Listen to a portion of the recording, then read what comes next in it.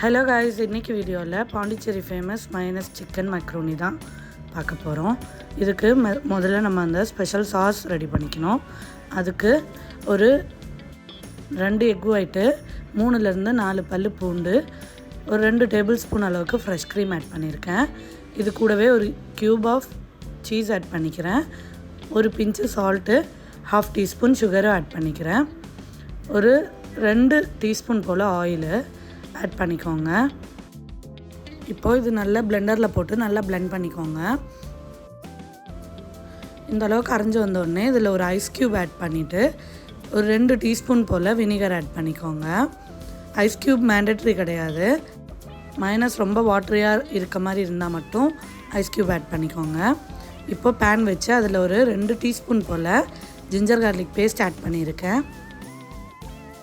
Ginger garlic பேஸ்ட்டோட ரா ஸ்மெல்லாம் போகிற வர எண்ணெயிலே நல்லா வதக்கி விட்டுக்கோங்க. அதுக்கப்புறமேட்டு மீடியம் சைஸ் தக்காளி, ஒரு 3 தக்காளி எடுத்துருந்தேன். அதையும் இந்த மாதிரி நல்லா பேஸ்ட்டாக அரைச்சி அதே ஆயிலே போட்டு ஃப்ரை பண்ணிக்கோங்க. தக்காளியோட கலர் ஆரஞ்சு கலர் ஆகிற வர வதக்கணும். அப்போ தான் தக்காளி நல்லா வதங்கி இருக்குன்னு அர்த்தம். இதில் நான் ஆல்ரெடி கேரமலைஸ் பண்ணி வச்சுருக்க ஆனியனை ஆட் பண்ணிக்கிறேன்.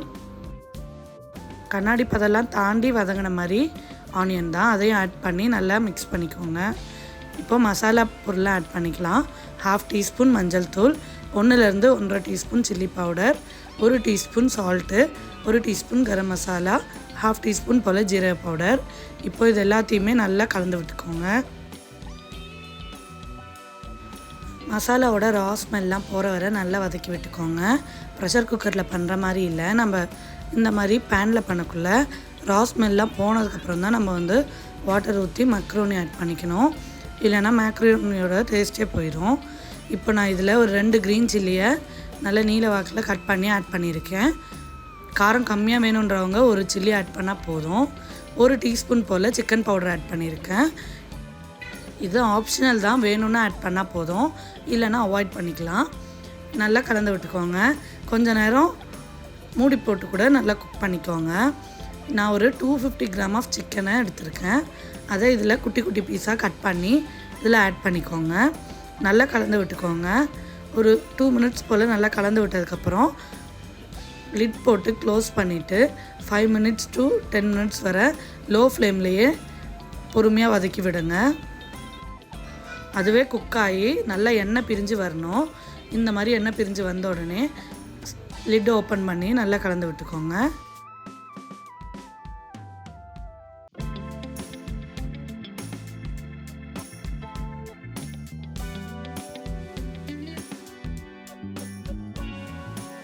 பார்த்தாலே தெரியுது சிக்கன் நல்லா வெந்து வந்திருக்குன்ட்டு. இப்போ இதில் ஒரு கப்பு வாட்டர் ஆட் பண்ணியிருக்கேன்.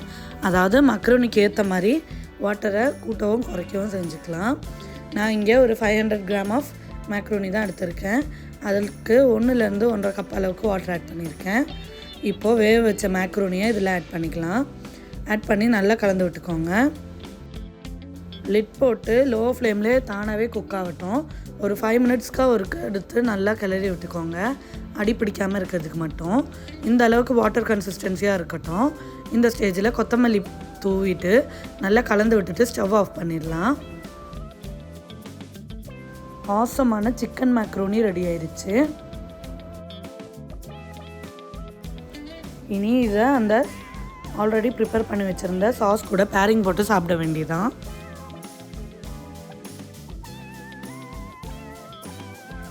பாண்டிச்சேரியோட ஒரு ஐகானிக் டிஷ்ஷான இந்த சிக்கன் மக்ரூனி இப்போது நம்ம வீட்டிலே ஈஸியாக செய்யலாம். அதோட சாஸ் எப்படி மேக் பண்ணுறதுன்றதையும் நான் வீடியோவிலே போட்டுட்டேன். வீடியோ பிடிச்சிருந்தா மறக்காமல் லைக் அண்ட் சப்ஸ்கிரைப் பண்ணிடுங்க. நெக்ஸ்ட் என்ன வீடியோ போடலான்றதை கமெண்ட் செக்ஷனில் மறக்காமல் மென்ஷன் பண்ணிவிட்டு போயிருங்க.